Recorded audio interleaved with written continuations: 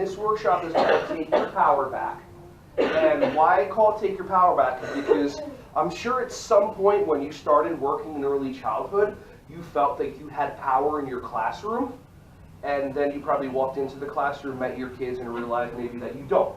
Like, have you ever told a child to do something and then they haven't done it?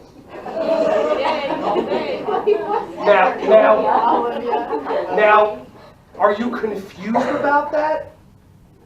Or do you know that, like, for example, if I say up, you say, if I say left, you say, right. If I say stop, you say, go. Okay. Does anybody here have any desire to raise both their hands in the air? No. Okay, good, because from this point on, you're not allowed to.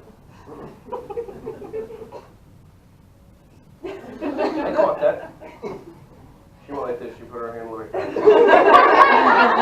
Subconscious, like that. Okay, got it.